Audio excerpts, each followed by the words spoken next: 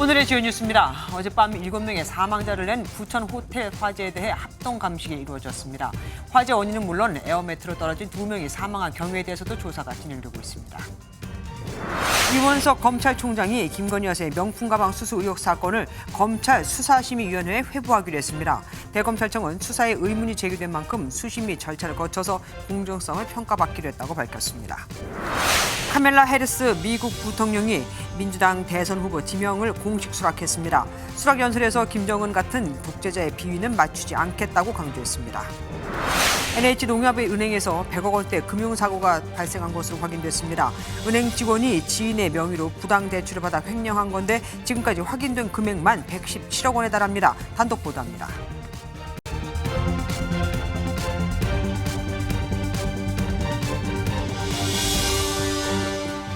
방에서 타는 냄새가 난다. 호텔에서 이런 신고가 들어오면 보통 방을 바꿔주고 왜 그런 냄새가 났나 확인을 하는 게 기본이죠. 하지만 그러지 않았고 방을 비우자마자 몇 분 뒤 빈 방에서 화재가 발생했습니다. 어젯밤 참사가 발생한 경기도 부천 호텔 화재 사고 얘기입니다. 7명이 숨지고 12명이 다치는 말 그대로 안전 불감증에 또 이런 참사를 부른 건데 이 모든 일은 채 30분도 안 돼서 다 벌어졌습니다. 먼저 노승환 기자가 보도합니다.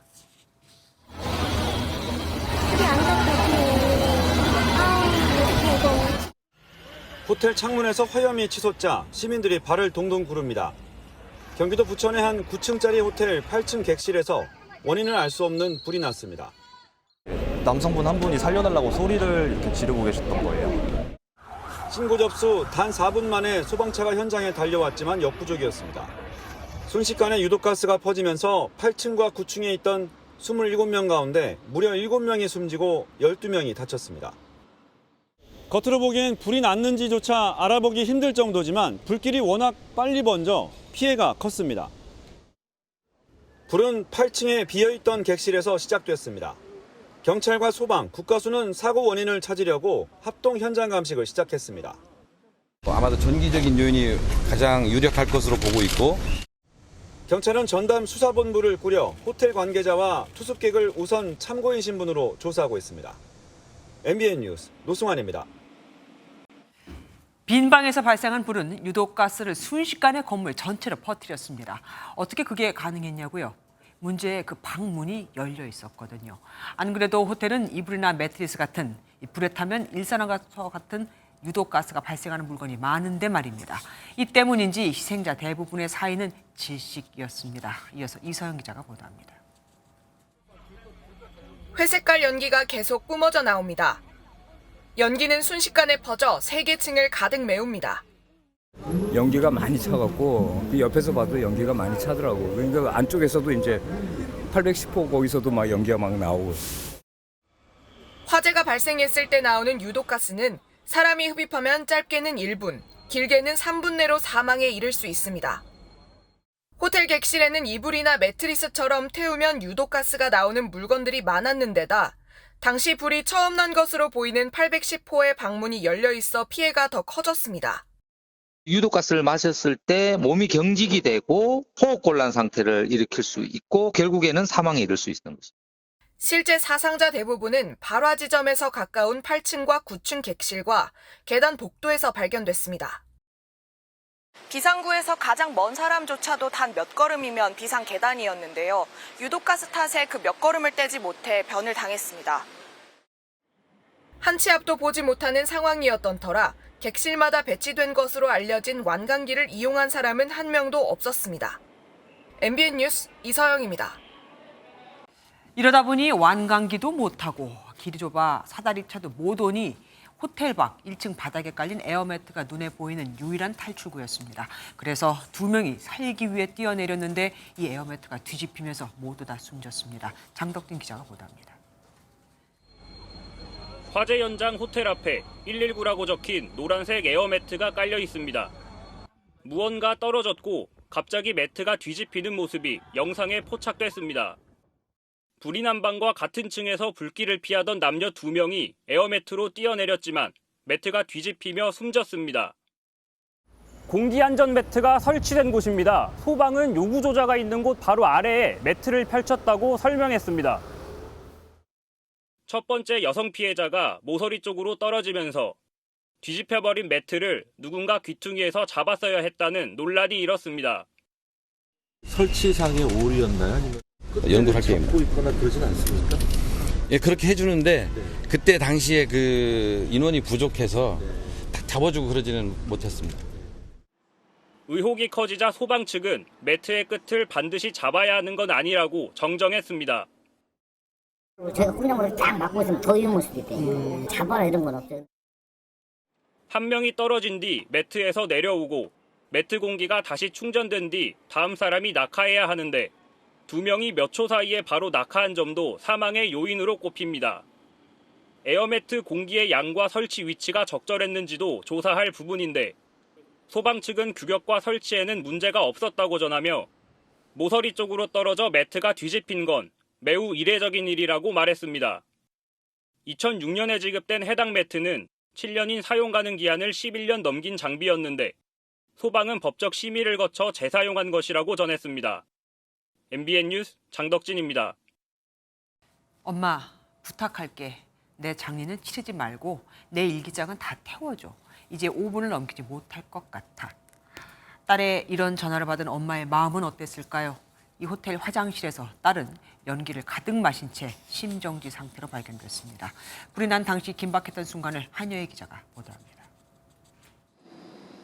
이번 화재로 20대 딸을 떠나보낸 어머니는 딸과의 다급했던 마지막 통화를 잊을 수가 없습니다.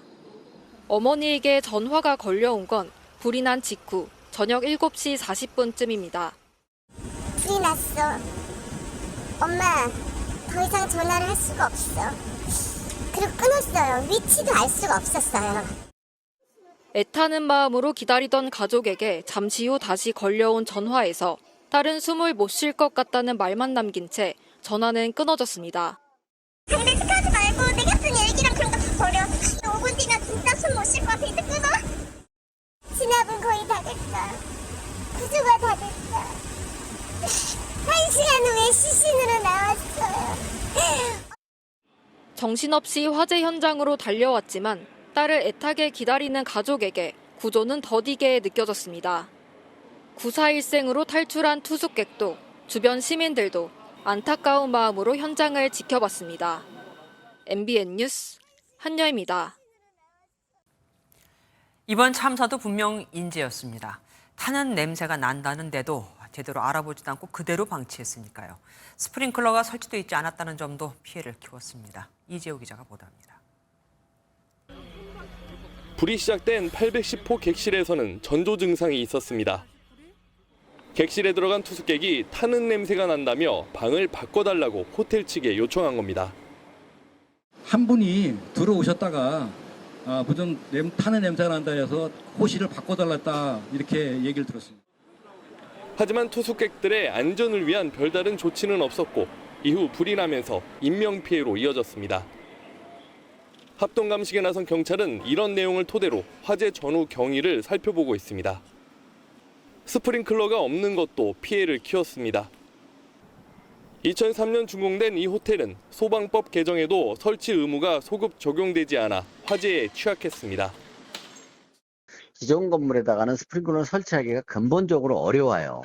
가장 기본적인 어떤 안전관리, 의식, 시설 돌아보고 미심쩍으면 확인해보고 이런 조치가 제일 중요하고 강화된 소방법의 저촉을 받지 않는 오래된 건물에 대한 안전 강화 논의가 필요한 시점입니다. MBN 뉴스 이재호입니다. 지난해 이맘때쯤 일본이 후쿠시마 오염수를 방류한다는 소식이 전해지면서 세슘 우럭 같은 괴담이 퍼졌던 거 기억하십니까? 나라가 두 쪽이 났다고 할 만큼 의견이 첨예했고 수산업 전체가 생계의 위협을 받을 정도로 위기에 처했었는데 내일이면 일본이 오염수 방류를 시작한 지 딱 1년이 됩니다. 지금은 아예 일본산 수산물이 차량째, 그러니까 일본 번호판을 단 화로차가 대놓고 다녀도 아무도 뭐라고 안 하죠. 안진우 기자가 국내 최대 어시장인 부산 자갈치 시장에 다녀왔습니다. 커다란 배 한 척이 부산항으로 들어옵니다. 잠시 뒤 대형 화물차가 배에서 나와 터미널을 빠져나가는데 번호판엔 일본 글씨가 선명합니다. 일본산 수산물을 차량채 국내로 옮기는 화르차입니다. 부산항으로 들어온 일본산 수산물은 전국 각지로 퍼져나갑니다. 살아있는 생선과 해산물이 가득 담긴 수조가 펼쳐진 수산시장. 붉은 빛깔의 생선은 이렇게 국내로 들어온 일본산 참돔입니다. 크기 따라 이제 금액이 틀리니까 도미 같은 건 한 2kg 넘는 거는 거의 다 일본산으로 보고요. 멍게와 가리비도 대부분 일본산입니다. 이게 일본산, 가리비 일본, 또 농어. 이곳은 부산 자갈치 시장 하루 판매장입니다. 평일 오후지만 보시는 것처럼 손님들로 북적입니다. 1년 전 이맘때쯤 방사능 괴담이 퍼지면서 생계마저 위협받았던 상인들은 그때를 떠올립니다. 전부 다 막 완전히 막 난리도 그런 난리가 없었어요, 진짜로. 정말 우리가 이런 가게세도 이런 것도 맞출 수가 없을 정도. 소비자들도 불안감에서 벗어나고 있습니다. 신경을 쓰긴 하지만 그래도 이게 상인분들을 믿고 저는 먹고 있기 때문에. 올 상반기 일본산 수산물 수입 물량은 18,100여 톤. 후쿠시마 원전 방류 직전인 지난해 상반기보다 13.2% 증가했습니다. 천일염 역시 지난해 검거 없이 소금값이 폭등했지만 1년이 지난 지금은 2002년 수준으로 돌아갔습니다. MBN 뉴스 안진우입니다. 오염수 논란이 컸던 건 과학적인 접근보다는 괴담에 더 눈과 귀가 쏠렸기 때문입니다. 실제 지난 1년간 16,000건 넘는 수산물 방사능 검사를 했지만 단 한 번도 기준치를 넘는 방사성 물질은 검출이 되지 않았죠. 이혁근 기자가 취재했습니다. 검사 요원들이 방사능 검사를 위해 삼치를 봉투에 담습니다. 실험실로 가져온 삼치 시료는 손질을 거쳐 검사 장비에 옮겨집니다. 후쿠시마 오염수 방류 후 1년간 해양수산부는 16,000건 넘는 수산물 방사능 검사를 진행했는데 모두 적합 판정을 받았습니다. 우리 앞바다에서 잡히는 수산물은 안전하다는 게 과학적으로 입증된 겁니다. 철저한 검역 때문에 우리 국민들은 수산물 먹어도 아무 문제 없다라는 생각을 가지고 있죠. 우리 해역의 바닷물도 국제기준상 방사능 수치를 넘지 않고 있습니다. 세슘과 삼중수소의 농도 분석 결과는 WHO 음용수 가이드라인 기준보다 매우 낮은 수준입니다. 10,000분의 1 정도 수준으로 안전성에서는 문제가 없다. 방류 전에는 일부 전문가가 방사능 유출 위험성을 경고하기도 했지만 검사 결과가 쌓인 지금은 분위기가 사뭇 다릅니다. 1년 전에는 이 사회가 거의 두 쪽으로 나눠질 만큼 큰 이슈였는데 정작 방류가 이루어지고 난 다음부터는 이슈가 전혀 없어지는 것 같더라.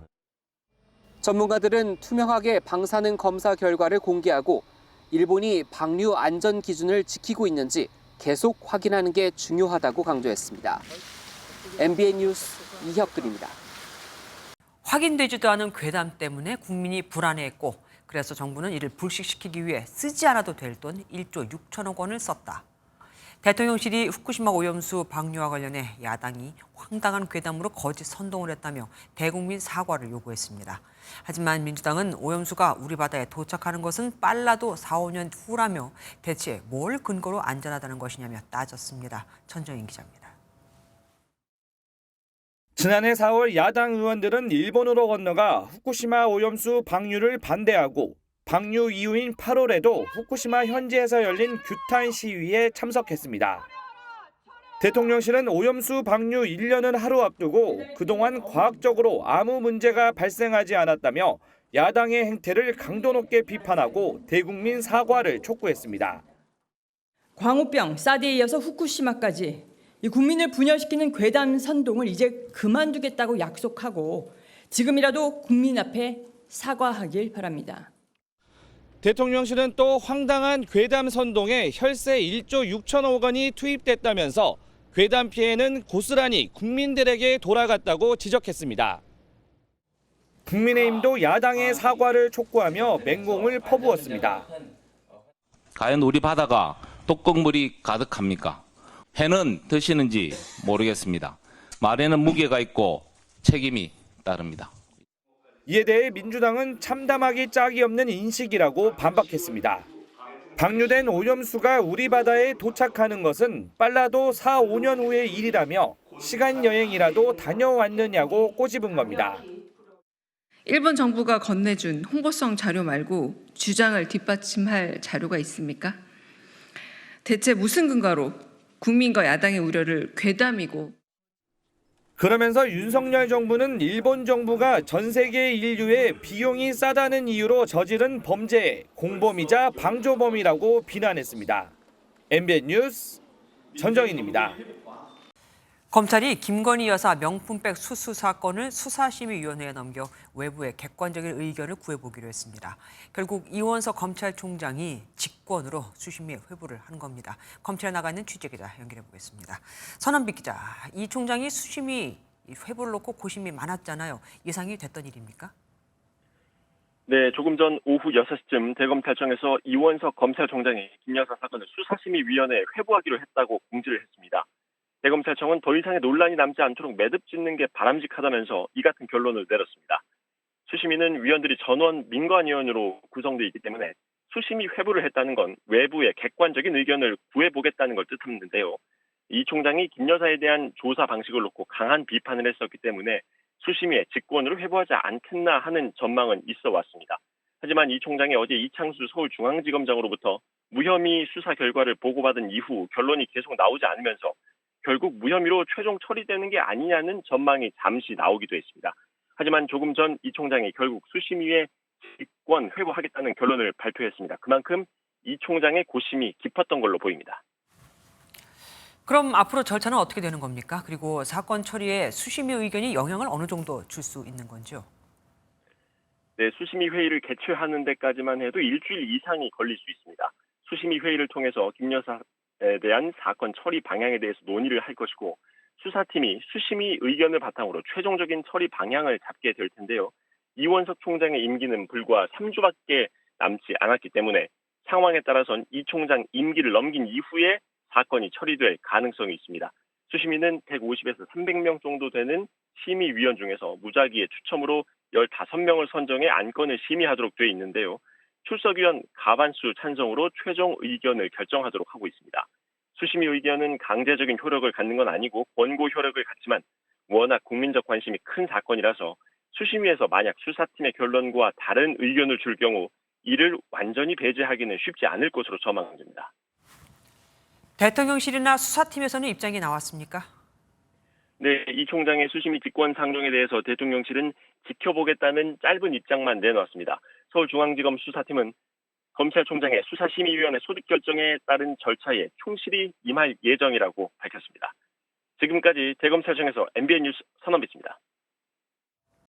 국회 법제사법위원회에서는 검찰의 김건희 여사의 명품백 수수 의혹 수사 결과를 놓고 공방이 벌어졌습니다. 더불어민주당은 검찰 조직을 폐지해야 한다고 날을 세웠고 국민의힘은 범죄 성립 자체가 안 되는 사안이라고 반박했습니다. 장명훈 기자입니다. 민주당이 처벌 조항이 없다며 검찰이 명품백 수수 의혹에 대해 무혐의 결론을 내린 데 대해 비꼬자 박성재 법무부 장관이 발끈합니다. 지금 모든 공직자들이 배우자를 통해서 금액에 제한 없이 고가의 선물을 마음껏 받을 수가 있게 됐습니다. 다시 한번 축하드리고요. 규정이 없어서 처벌을 못한다면 의원님께서 입법을 해주셔야죠. 그걸 제가 법을 만들어야 됩니까? 검찰 조직을 폐지해야 한다는 주장부터 장관이 재수사를 지시해야 한다는 성토도 쏟아졌습니다. 살아있는 권력도 수사할 수 없는 폐지 대상이 되는 기관이 됐습니다. 국민의힘은 최재형 목사의 청문회 증언을 토대로 범죄가 성립되지 않는다고 반박했습니다. 명품백을 주는 의도가 부정한 청탁의 목적이 아니라 이걸 주면 받는지, 만약에 받으면 그걸 몰래 촬영해서 그것을 정치적으로. 이에 더해 민주당이 법원의 수건사업인 판사임용 완화법을 발의한 건 이재명 대표 재판을 고려한 것이냐며 의혹을 제기했습니다. 10월에 있을 이재명 대표의 재판 선고를 앞두고 사법부 수건을 해결해 주면서 사법부와의 관계 개선을 노리는 게 아니냐. 그러면서 정부 제출법을 신속히 처리하겠다는 위원장의 발언을 문제 삼자 신경전도 벌어졌습니다. 국민의힘에서 먼저 요청한 거예요. 엉뚱한 얘기를 지금 하고 있는데 이런 식으로 도발하지 않았으면 좋겠어요. 이런 가운데 오늘 상정된 김건희 여사 특검법과 김정숙 여사 특검법 등은 소위원회의 각 회부대 논의될 예정입니다. MBN 뉴스 장명훈입니다. 미국 민주당 전당대회 마지막 날은 해리스 부통령이 대통령 후보를 수락하면서 피날레를 장식했습니다. 연설에서 김정은 같은 독재자의 비위를 맞추지 않을 것, 김정은은 트럼프가 아첨과 호의로 조종하기 쉽다는 것을 잘 안다고도 강조했죠.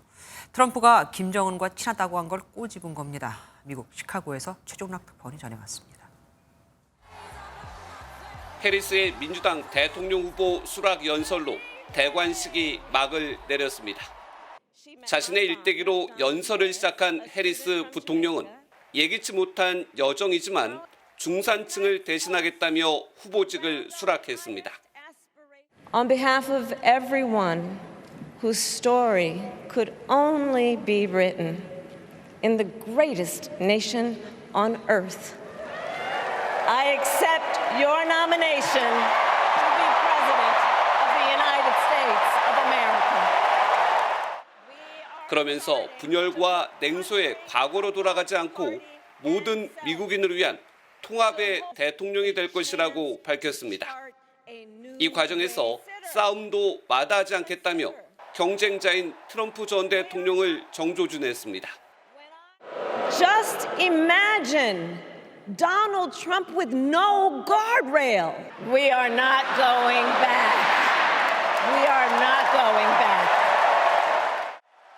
외교안보 정책과 관련해선 미국이 세계에서 가장 강력한 군사력으로 김정은과 같은 독재자에게 끌려다니지 않을 것이라고 강조했습니다. I will not cozy up to tyrants and dictators like Kim Jong-un who are rooting for Trump. Who are rooting for Trump. 해리스 부통령은 마지막으로 아주 특별한 이야기를 함께 써내려가자며 유권자들의 표심을 자극했습니다. Let us write the next great chapter in the most extraordinary story ever told. Thank you. 해리스는 사실상 처음 자신의 목소리로 미국 국민에게 자기를 소개했습니다. 이제는 민주당 대통령 후보로서 어떤 마무리를 지을지 미국 대선은 73일 남았습니다. 시카고에서 MBN 뉴스 최종락입니다. 민주당 전당대회 마치 콘서트장 같았다고 합니다. 국제부 주진희 기자 뉴스 추적해 보겠습니다. 어서 오십시오. 오늘이 마침 해리스 부통령의 결혼 기념일이었다고 하더라고요. 언론도 가족들한테 관심을 많이 가졌겠습니다. 네, 맞습니다. 민주당 대선 후보 수락 연설이 있었던 전당대회 마지막 날이 마침 카멀라 해리스와 남편 더그 에모프의 결혼 10주년이었다고 하는데요. 들어보시겠습니다. An incredible father to Cole and Ella, and happy anniversary, Dougie. 네, 여기서 언급된 엘라와 콜은 해리스가 에모프와 결혼해서 얻게 된 자녀들인데요. 엘라는 해리스의 조카 미나와 함께 오늘 무대에 올라서 분위기를 띄웠습니다. She is known. We're all in this fight together. And let's elect this extraordinary woman as our next president.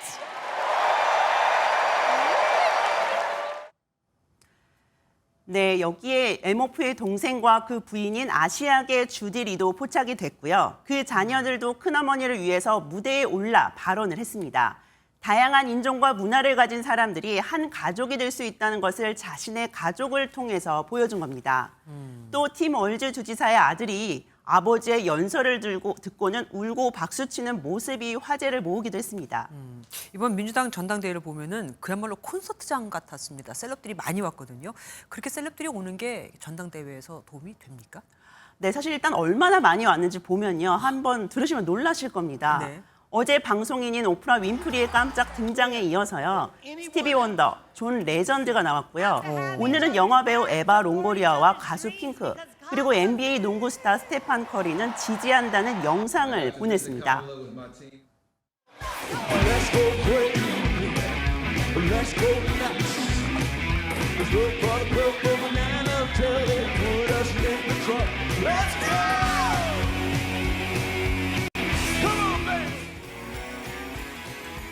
네, 지금 보시는 것처럼 관중들이 음악에 맞춰서 춤을 추는 이런 전당대회가 사실 한국에게는 익숙치는 않습니다. 네.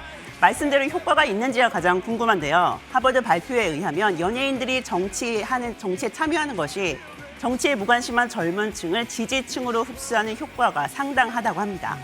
어쨌든 한쪽은 이렇게 축제 분위기 있는데 다른 한쪽 공화당 트럼프 전 대통령 측은 어떻습니까? 네, 오늘 보란 듯이 국경 지역을 방문을 했습니다. 해리스 부통령의 잔칫날에 일부러 과거 실책과 실언을 부각시키려고 한 의도로 보입니다. You haven't been to the border. And I haven't been to Europe. 네, 불법 이민자나 외국인에 대해서 적대 감정이 높은 곳에 가서 해리스 부통령이 이렇게 만들었다며 저격을 한 거죠. She wants open borders. She wants our country. I don't understand why anybody would want it, but she wants our country to be open to the world's criminals.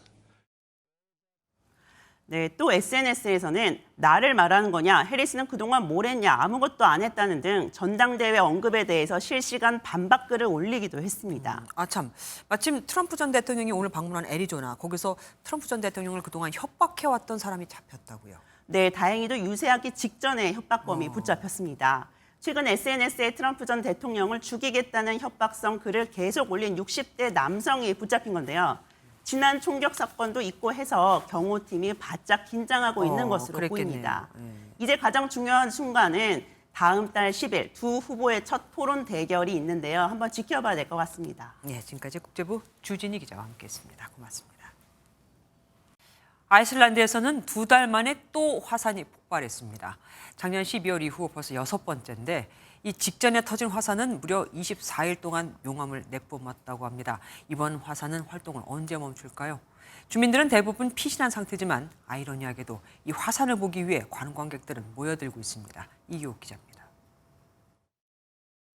CCTV에서 지진이 관측되더니 연기가 피어오르고 분화가 시작됩니다. 순식간에 분출된 용암은 4km에 달하는 분화 균열을 만들어내며 하늘로 솟구칩니다. 현지 시각 22일 오후 9시쯤 아이슬란드 레이캬네스 반도의 작은 마을 그린다비크에서 화산이 폭발해 비상사태가 선포됐습니다. 지난해 12월 이후 6번째로 직전 화산은 24일간 지속한 뒤 6월 22일 끝났습니다. 800년 동안 휴직에 있다가 2021년 활성화한 이후 9번이나 화산이 분화했습니다. 유명 관광지 블루라군 온천에서는 관광객들이 대피했고 호텔 운영도 중단됐습니다. 작년에 대피령이 내려져 인근 주민 대부분은 이주한 상태지만 외지에서는 오히려 수백 명이 화산 활동을 구경하려고 몰려들었습니다. Like a volcano, but we cannot see the lava like this, and honestly, it was so impressive. I'm more than happy. 아이슬란드는 유라시아와 북미 지각판이 갈라지는 판의 경계에 위치해 지구상에서 화산 활동이 활발한 곳 중 하나입니다. MBN 뉴스 이규옥입니다. 북한이 비무장지대에 거대한 장벽을 세우는 모습이 위성에 포착됐습니다. 중국의 만리장성처럼 우주에서도 장벽이 보일 정도가 된 겁니다. 전문가들은 최근 젊은 북한 군인들이 잇따라 우리 측으로 귀순한 일과 무관치 않다고 진단하고 있습니다. 강재묵 기자가 보도합니다. 미국 민간 위성 서비스 업체가 지난 9일 촬영한 위성 사진입니다. 강원도 고성군 군사분계선 주변, 흰색 선으로 식별되는 긴 구조물이 확인됩니다. 불과 2달 전 같은 장소를 촬영한 사진과 비교해보면 중간마다 끊겨져 있던 방벽이 한 줄로 빈틈없이 이어지게 된 것을 확인할 수 있습니다. 미국 자유아시아 방송은 동쪽 해변까지 이어지는 약 600m의 장벽과 서쪽으로 1.5km 떨어진 지역에 약 1.2km 길이의 장벽이 완공됐다고 분석했습니다. 비슷한 장벽은 동해선 철길과 원산 금강산 간 고속도로에도 설치된 것으로 전해졌습니다. 탈북이나 귀순을 막겠다라는 생각도 있는 것이고 남침을 위한 통로는 열어놨을 가능성이 있는데 왜 모든 것들은 확실하게 분리하고 단절하겠다. 북한은 지난해 남북 관계를 두 교전국 관계라고 선언한 이후 남북으로 연결된 도로에 지뢰를 매설하는 등 단절 조치를 이어오고 있습니다. 군 당국은 이번에도 구조물 설치 작업의 일환으로 보고 상황을 예의주시하고 있다고 밝혔습니다. MBN 뉴스 강재묵입니다. 수험생만 무려 1,300만 명이 넘는 중국판 수학 능력 시험장입니다. 이 시험대가 되면 시험장 주변 호텔 예약이 다 동나고 대부분 마약 성분인 이른바 똑똑해지는 약을 찾는 이들도 많아지는데 이렇게 공부를 해도 백수로 남는 청년이 중국에 너무 많습니다. 청년 실업 문제가 심각해지면서 이제는 란웨이와 같은 신조어까지 등장했습니다. 베이징에서 윤석정 특파원이 설명해드리겠습니다. 란웨이와는 고학력 교육을 받고도 취업에 실패한 사람들을 뜻합니다. 대학이나 대학원까지 열심히 공부했지만 원하는 일자리를 얻지 못했으니 꼴이, 즉 끝이 좋지 않다는 의미입니다. 前教育的投入和回报之间存在严重的失衡，花上百万培养的孩子，到头来只能领到4、5千的工资。 지난달 중국의 청년 실업률은 17.1%를 기록하며 그 전달보다 3.9%포인트 치솟았습니다. 문제는 중국의 높은 청년 실업률이 어제 오늘 일이 아니라는 겁니다. 지난해 6월 청년 실업률이 21.3%를 기록하며 사상 최고치로 치솟자 급기야 중국 당국은 실업률 공개를 전격 중단했습니다. 그리고 지난해 12월부터 재학생은 실업률 산정 대상에서 뺀 수치를 다시 발표했지만 그 뒤로도 청년 실업률은 꾸준히 상승세를 그리고 있습니다. 특히 올여름엔 사상 최대인 1,179만 명의 대졸자가 취업 시장에 쏟아져 나오면서 청년 실업률 상승을 부추겼습니다. 이로 인해 고학력 구직자들이 원하는 일자리는 더더욱 구하기 어려워졌고 급기야 꼬리 썩은 아이라는 신조어까지 등장하게 된 겁니다. 이에 대해 과거 중국에선 대학 졸업장이 더 나은 미래를 보장했지만 이제는 더 이상 이를 기대하기 어려워졌다는 지적이 나옵니다. 베이징에서 MBN 뉴스 윤석정입니다. 절기를 다시 정해야 하는 걸까요? 처서가 지났지만 전국에 여전히 폭염특보가 내려진 가운데 서울은 33일째, 제주도에서는 39일째 열대야가 이어지고 있습니다. 여기에 온열 질환자는 3천 명을 돌파하면서 역대 2위를 기록했습니다. 이상엽 기자가 보도합니다. 오늘 오후 서울 강남역입니다. 시민들은 따가운 햇볕을 가리기 위해 양산을 들고 손선풍기나 차가운 음료로 더위를 식혀보지만 역부족입니다. 약간 그 뜨거운 한증막 사우나에 들어가면 그 바로 뜨거운 열기가 느껴지잖아요. 그 정도로 되게 덥고 끈적끈적한 것 같아요. 더위가 절정에 달한 오후 반포 한강공원은 산책 나온 사람들이 손에 꼽을 정도였는데 일부는 더위를 피해 나무 밑으로 피신한 모습도 목격됐습니다. 전국 대부분 지역에 폭염특보가 발령돼 경주와 삼척의 최고 기온은 36.4도, 경남 양산은 36도를 기록했습니다. 무더위는 밤낮을 가리지 않았습니다. 서울은 33일째 열대야가 발생해 연일 최장 열대야 기록을 갈아치웠고 제주도에서는 39일째 이어지고 있습니다.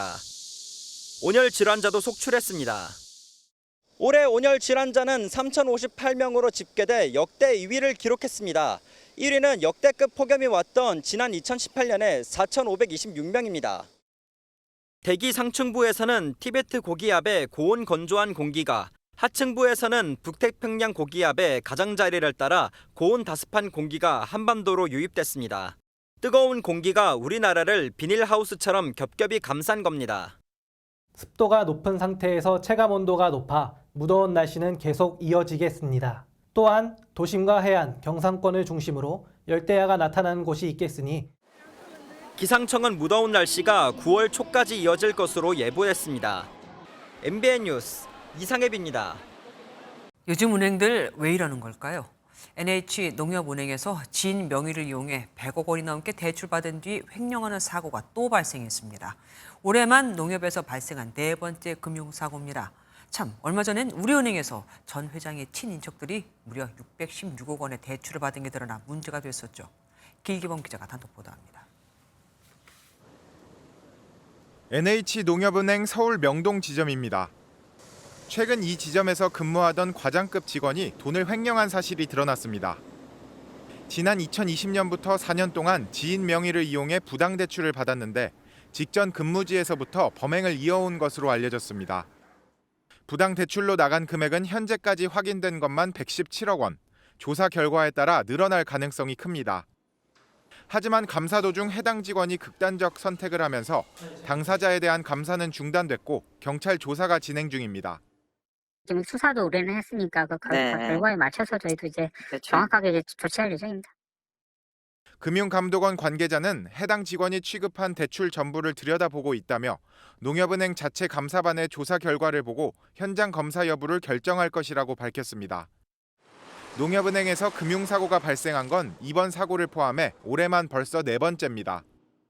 지난 2월에는 허위 매매계약서를 활용한 109억 원 규모의 부당대출이 적발됐고 5월에도 2건의 사고가 발생하면서 올해 상반기에만 173억 원 규모의 금융사고가 있었습니다. 농협은행뿐 아니라 우리은행에서도 부정대출 사건이 터지며 은행 내부 통제 시스템을 점검해야 한다는 목소리가 나옵니다. 실제 금융당국에서 조직문화 점검을 주문한 지 2개월도 채 지나지 않았습니다. 모든 임직원들이 영업행위 및 내부 통제 활동에 깊이 스며들 수 있도록 조직문화 차원에서 과감한 변화를 기할 필요가 있습니다. 금감원은 진상 파악이 마무리되면 농협은행에 대한 제재 수위를 검토하겠다는 방침입니다. MBN 뉴스 길기범입니다. 미래 농업의 대안이라는 수식어가 붙을 만큼 최첨단 기술이 도입된 스마트팜 혁신밸리가 전북 김제에 조성돼 있습니다. 1,000억 원 이상이 투입됐고 대통령까지 와서 극찬을 했었는데 이게 웬일입니까? 비가 줄줄 새고 온도를 조절하는 천장 개폐 장치는 고장이나 작물이 다 타 죽었습니다. 말 그대로 쑥대밭이 됐죠. 스마트팜이라는 말이 무색합니다. 강세훈 기자가 취재했습니다. 정부가 1,041억 원을 들여 만든 스마트팜 혁신밸리입니다. 작물에 물을 주는 것은 물론 온도와 습도까지 모두 컴퓨터가 제어하는 그야말로 최첨단 시설입니다. 2021년도에 준공된 김제 스마트팜 혁신밸리는 지금까지 200여 명의 청년 농업인이 스마트 농업의 미래를 키우는 거점이 되어 왔습니다. 하지만 현실은 딴판입니다. 지난 폭우 때 천장에서 비가 새 내부는 물바다가 됐고 작물은 망가졌습니다. 설계와 공사를 맡았던 한국농어촌공사에서 천장을 유리가 아닌 비닐로 만든 탓입니다. 원래는 유리 원실로 설계가 됐어야 맞는데 살구가 타이트하다 보니까 요즘같이 무더운 날씨에는 천장이 열리지 않아 내부 온도가 50도까지 올라가면서 이렇게 작물이 타 죽었습니다. 작물에 물을 주는 장비는 고장난 지 수개월이 지났지만 기약이 없습니다. 분홍의 꿈을 안고 전국에서 모인 청년 농업인들은 억장이 무너집니다. 하자 건수만 해도 200건이 넘는데 그때뿐인 것 같아요. 보수 공사가 이루어져도 같은 문제가 계속 발생하고.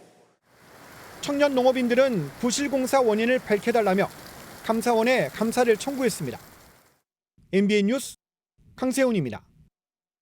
23명의 사망자를 낸 경기도 화성 아리셀 화재 참사 그 최종 수사 결과가 나왔습니다.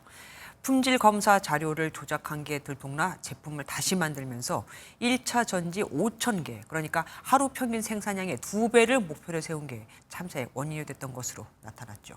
불이 나면 나갈 수 있는 출입문도 사실상 모두 막혀 있었습니다. 윤규란 기자가 보도합니다. 아리셀은 2021년부터 1차 전지를 군에 납품했습니다. 그런데 납품을 시작할 때부터 품질 검사용 전지를 따로 만들고선 실제 납품은 불량품으로 바꿔치기 한 사실이 드러났습니다. 올해 4월 이를 알아챈 국방기술품질원은 제품에 대한 규격 미달 판정을 내렸습니다. 8만 개가 넘는 제품을 다시 만들고 추가로 7만 개의 새 제품도 납품해야 할 상황에 놓이면서 아리셀은 지난 5월부터 하루 5,000개 생산이라는 무리한 목표를 세웠습니다. 아리셀 하루 평균 생산량의 2배로 경찰은 이때부터 발열 같은 위험한 불량 전지가 더 늘었다고 봤습니다. 발열 전지가 상당수가 나와서 별도로는 전에는 이렇게 별도로 선별해서 그걸 계속 관찰하거나 아니면 폐기 처리를 했었어야 되는데 대부분 다 양산화 시켜버렸습니다. 불이 난 직후 탈출할 수 있는 37초의 골든타임이 있었지만 누구도 대피하라고 안내하지 않았습니다. 출입문도 사실상 모두 막혀 있었던 것으로 드러났습니다. 비상구가 하나 더 있었지만 이곳은 아리셀 정규직만 소지한 보안카드가 있어야만 열리는 중간문이 가로막고 있었습니다. 합동수사본부는 산업안전보건법과 중대재해처벌법 위반, 업무상 과실치사상 혐의로 아리셀 대표와 총괄본부장 등 4명에 대한 구속영장을 신청했습니다. MBN 뉴스 윤기란입니다. 불법 파견 의혹도 대부분 사실이었습니다. 1차 전지를 검수하고 포장하는 작업에 파견 근로자를 받은 사실이 확인됐거든요. 그마저도 파견 허가가 없는 업체 메이셀로부터 받은 불법 파견이었는데 그래서일까요? 배터리에 문제가 생기면 망치로 쳐서 억지로 결합하거나 구멍난 케이스를 재용접하는 등 비정상적인 방법으로 생산을 이어가는 것으로 드러났습니다. 이어서 김민수 기자가 보도합니다. 화재 참사 당시 박순관 아리셀 대표는 기자회견까지 자청하며 불법 파견 의혹을 부인했습니다. 불법 파견이나 이런 부분 없었는지? 그런 건 없었습니다. 안전교육이나 이런 부분 하셨나요? 나오시겠어요? 충분히 했습니다. 수사 결과 모두 거짓이었습니다. 근로자 파견 사업의 허가를 받지 않은 자로부터 근로자 파견 대상 업무가 아닌 제조업의 직접 생산 공정 업무에 역무를 제공받고 제공한 혐의가 있다고. 파견 근로자들은 파견법상 제조업의 직접 생산 업무를 맡을 수 없습니다. 그럼에도 아리셀은 인력 파견 업체 메이셀로부터 근로자 53명을 파견받아 주요 제조 공정에 투입했습니다. 충분한 업무 숙달 기회도 안전 교육도 없었습니다. 결국은 이 정규직이 아니기 때문에 이주 노동자이기 때문에 죽음을 맞이할 수밖에 없었던 그런 처참한 현실들 있잖아요. 합동수사팀은 아리셀의 모회사인 에스코넥도 불법 파견을 받은 정황이 있다고 보고 수사를 확대할 계획입니다. MBN 뉴스 김민수입니다. 체중이 1.5kg 이하인 극소 저체중을 신생아는 매해 2,000명 정도씩 태어납니다. 하지만 생존율은 70% 수준밖에는 안 되죠. 아이들이 세상빛을 오랫동안 건강하게 볼 수 있게 하려면 어떻게 뭘 해야 할까요? 안병수 기자가 알아봤습니다. 체중 400g, 국내에서 가장 작은 일란성 쌍둥이 강우 강민이를 본 김기현 씨는 첫 만남을 이렇게 기억합니다. 그 사람 몰골이 아니었 정도로 해서 제가 좀 충격도 받았고요. 그때는 뼈밖에 또 안 보였고 너무 작았고 그러니까 그게 너무 강렬했던 것 같습니다. 첫째는 괴사성 장염, 둘째는 기흉으로 생명이 위태로웠던 상황. 5달 동안의 숱한 고비를 넘고 출생 당시 10배인 4kg의 건강한 아이로 회복하자 아빠는 못다한 말을 꺼냅니다. 좋은 사람이 될 수 있도록 아빠가 꼭 뒷받침하는 그리고 사랑하고 앞으로 쭉 열심히 진짜 사랑스러운 아들로 남았으면 좋겠어. 쌍둥이 둘째는 오늘 퇴원했고 첫째도 몇 주 뒤면 부모의 품에 안길 예정입니다. 산모 고령화와 맞물려 이런 저체중 신생아는 줄지 않는 추세지만 상황이 매번 좋은 건 아닙니다. 이들의 생존율은 해외보다 낮은 70% 수준으로 소아과 기피 현상이 굳어지면서 전문성과 인프라가 발달하지 못한 여파로 분석됩니다. 실제로 소아과 전공의 지원율은 지난 2019년 80%에서 지난해 15.9%로 급감했습니다. 다른 과사가 1시간 일하는 것보다 소아과사가 일하는 게 뭐 반의 반도 돈을 못 버는데 그 문제가 생기면 좀 책임지라니까 누가 해요. 가까스로 세상 빛을 본 아이들이 제때 치료받을 수 있도록 소아과를 비롯한 필수 의료 유인책을 꾸준히 고민해야 한다는 지적입니다. 소아 관련한 여러 가지 진료 인프라가 부족한 것이 사실입니다. 강우 강민이가 힘들게 병원 다니느라 힘들지 않았으면 하는. MBN 뉴스 안병수입니다. 지난달 36주 된 태아를 낙태한 유튜브 영상과 관련해 이 수술에 참여했던 의료진 4명이 추가로 입건됐습니다. 살인 방조 혐의입니다. 손성민 기자가 보도합니다.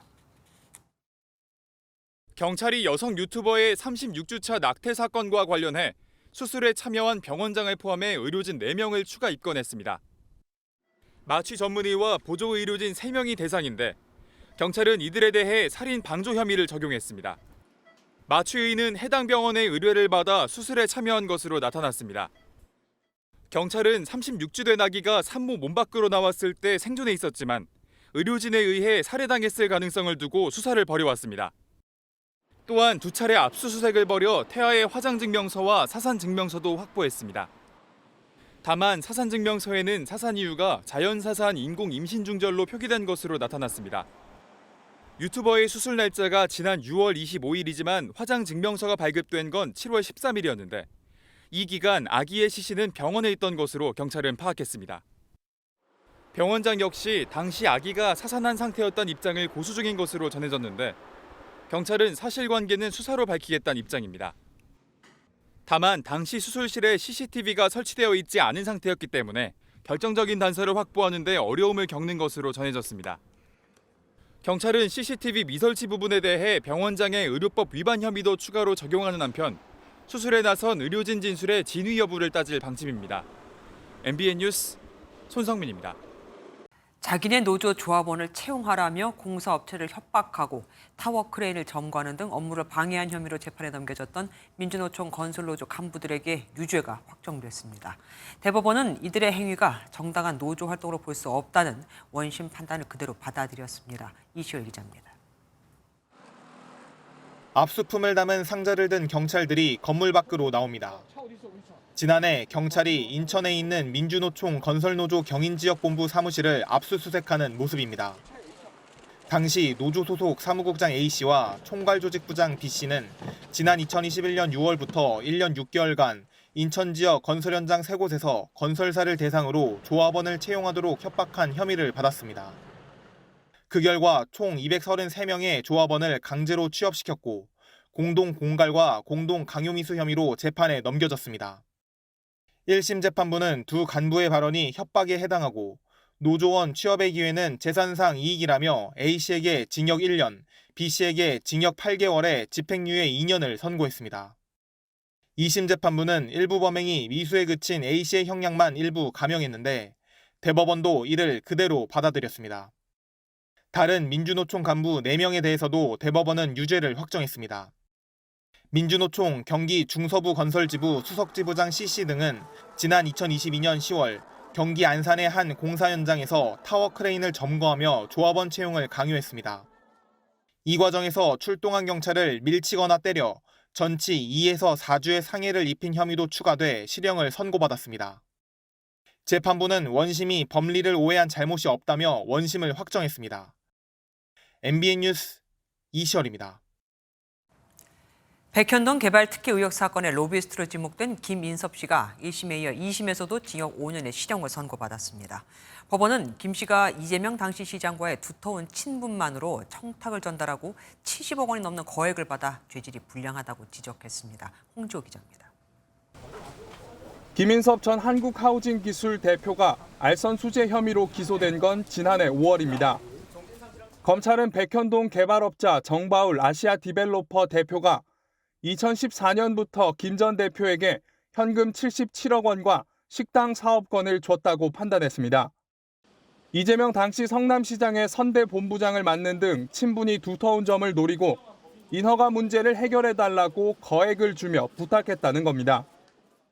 김 전 대표는 정진상 성남시 정책비서관에게 청탁을 전달했고 시장의 결재로 토지 용도 변경과 주거 비율 확대 등이 이뤄진 점도 수사 과정에서 드러났습니다.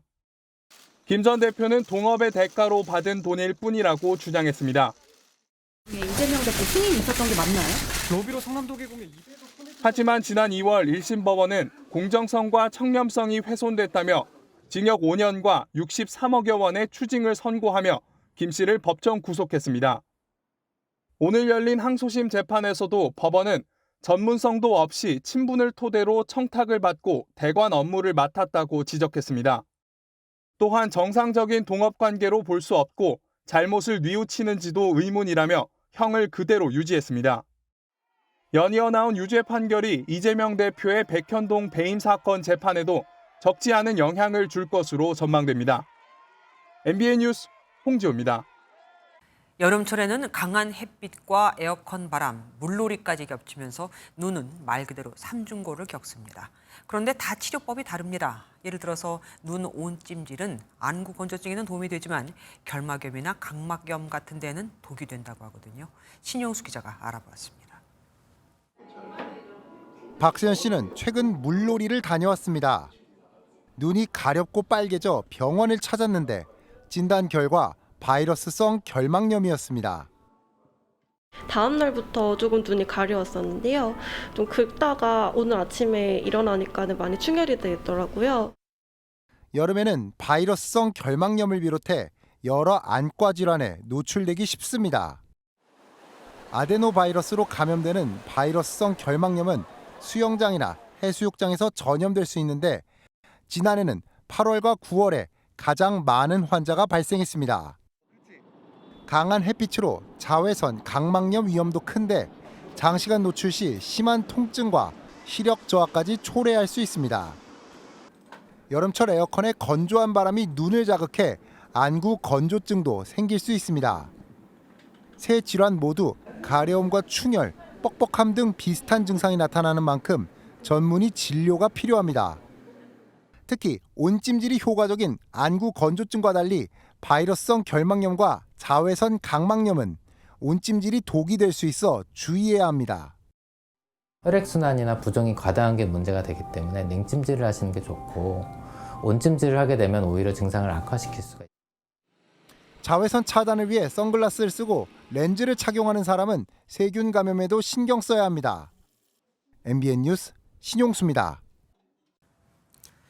한 달 넘게 이어지는 폭염으로 전력 수급에 비상이 걸린 가운데 전력망 구축까지 곳곳에서 차질을 빚고 있습니다. 이번엔 서울 수도권으로 전력을 공급하는 동서울 변전소 증설이 하남시의 반대로 불허된 겁니다.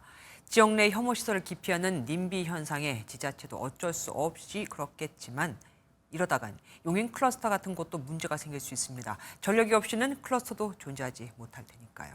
최은영 기자입니다. 경기 하남시 동서울 변전소 인근입니다. 증설 금지 플래카드들이 곳곳에 걸려 있습니다. 함전에서 일방적으로 증설하는 것에 대해서 상당히 주민들 입장에서는 상당히 불안해하고 있고요. 한국전력은 동서울 변전소의 기존 설비를 건물 안으로 넣고 설비 증설을 추진해 왔는데 일부 주민들이 반대를 하는 겁니다. 결국 하남시는 주민들이 반대한다며 변전소 증설을 불허했고 한전은 난감한 상황에 처했습니다. 수도권에 더 많은 전력량을 공급해야 하는데 차질이 빚어지게 된 겁니다. 정부와 한전은 수도권 전력 부족 전망에 따라 경북 울진에서부터 신가평을 거쳐 이곳에 오는 총 길이 280km 초고압 직류 송전선로 건설 사업을 추진해 왔습니다. 전체 경로마을 76곳 중 69곳을 설득해 송전망 구축 사업을 추진해 왔고 작년 11월 울진에서도 첫 삽을 떴는데 종착지에서 반대에 맞닥뜨리게 된 겁니다. 이번 하남시의 인허가 불허 결정으로 인해 사업이 기약 없이 지연됨에 따라 그 피해는 고스란히 우리 국민들이 떠나야 하는 상황입니다. 갈 길 바쁜 한전은 이의 제기와 행정소송 등 가능한 모든 절차를 검토하겠다고 밝혔습니다. 국가기관망인 전력 공급이 차질을 빚을까 우려되고 있습니다. MBN 뉴스 최인영입니다. 전동 스쿠터 음주운전 혐의를 받는 그룹 방탄소년단의 멤버 슈가가 조금 전에 경찰에 소환됐습니다. 아예 방탄소년단 멤버에서 퇴출해야 한다는 여론까지 일고 있죠. 취재기자가 서울 용산경찰서에 나가 있습니다. 심동욱 기자, 우선 상황 전해주시죠. 네, 방탄소년단 멤버 슈가가 조금 전 서울 용산경찰서에 도착했습니다.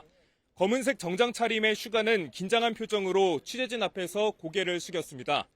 슈가는 굉장히 죄송하다. 많은 팬들에게 실망을 안겨드린 점을 진심으로 반성하고 있고 성실히 조사받겠다며 사과했습니다. 슈가는 지난 6일 술을 마신 뒤 전동 스쿠터를 운전한 혐의를 받고 있습니다. 밤 11시 15분쯤 서울 용산구 한남동 자택 인근에서 스쿠터를 탄 채 넘어졌다가 경찰에게 발견됐었는데요. 당시 슈가는 경찰에게 맥주 한 잔을 마셨을 뿐이라고 진술한 것으로 알려졌습니다. 하지만 음주 측정 결과 당시 슈가의 혈중 알코올 농도는 0.227%로 면허 취소 수치의 약 3배에 달하는 만취 상태로 드러나 거짓말 논란이 불거지기도 했습니다. 현행법상 혈중 알코올 농도가 0.2%를 넘을 경우 2년 이상 5년 이하의 징역이나 1,000만 원 이상 2천만 원 이하의 벌금에 처해집니다. 경찰은 슈가를 상대로 당시 음주운전 경위를 집중 추궁한다는 방침입니다. 지금까지 서울 용산경찰서에서 MBN 뉴스 심동욱입니다. 스포츠 뉴스입니다. 어제 윤석열 대통령이 문체부 장관 또 체육회장 앞에서 낡은 관행을 혁신해야 한다고 못 박았는데요. 배드민턴협회 자체 진상조사를 사실상 중단시킨 문체부가 배드민턴계를 넘어 체육계 전반을 들여다보고 있습니다. 여기에 여야도 나섰습니다. 최영규 기자입니다. 선수들뿐만 아니라 유인촌 문체부 장관, 이기흥 대한체육회장 등 체육계 수장들까지 있는 자리에서 윤석열 대통령은 체육계 혁신에 대한 강한 의지를 드러냈습니다. 낡은 관행들은 과감하게 혁신해서 청년 세대의 가치관과 문화와 의식에 맞는 또 자유롭고 공정한 이런 훈련 환경을 만들어내야 됩니다. 예산 집행과 관행 등 체육계 전반을 진상조사 중인 문체부에 사실상 힘을 실어줬는데 문체부의 조사도 속도를 내고 있습니다. 장미란 2차관이 만난 안세영과는 조만간 다시 면담할 예정이고 배드민턴 협회에도 추가 자료를 요청해 규정 위반 여부를 살피고 있습니다. 여기에 약 700억 원에 달하는 국가대표 훈련비를 대한체육회가 제대로 집행하고 있는지도 확인 중인데 현재 진행 중인 조사에 대한 중간 결과를 다음 달 초에 발표할 계획입니다. 국회도 발빠르게 움직이고 있습니다. 문화체육관광위원회는 오는 26일엔 문체부와 대한체육회를, 다음 달엔 감독 선임 논란을 일으킨 대한축구협회 정몽규 회장과 홍명보 감독 등을 불러 진상을 파악하기로 했습니다. 사격 황제 진종호 국민의힘 의원은 아예 제보센터를 만드는 등 이번 국회 국정감사에서는 체육계 비리가 큰 화두가 될 전망입니다. MBN 뉴스 최영규입니다. 절기 처서를 지나고도 기나긴 더위가 이어지고 있습니다. 전국적으로 폭염특보가 계속되는 가운데 오는 주말에도 체감온도 35도 안팎의 무더위에 대비하셔야겠습니다. 토요일인 내일은 대체로 맑은 가운데 곳곳으로는 소나기 예보가 들어있는데요. 천둥번개가 치면서 시간당 30mm 안팎의 강한 빗줄기가 쏟아지는 곳도 있겠습니다. 또 일요일 오후부터 남부지방을 중심으로는 비가 내릴 전망입니다. 모레 예상되는 비의 양은 전남 남해안과 제주도에 5에서 20mm, 영남 지역을 중심으로 5에서 40mm가 되겠습니다. 서울은 오늘 밤 사이에도 또다시 열대야가 예상돼 내일로 37일째 열대야가 계속되겠는데요. 관측 이래 최장 기록입니다. 또 내일은 동쪽 지역의 폭염이 심하겠습니다. 강릉의 한낮 기온은 34도까지 오르겠고요. 남부지방도 대구와 포항, 창원이 35도까지 지속됐습니다. 월요일에도 남부와 제주에는 비가 내리겠고 다음 주에는 대체로 맑은 날이 많겠습니다. 내셨습니다.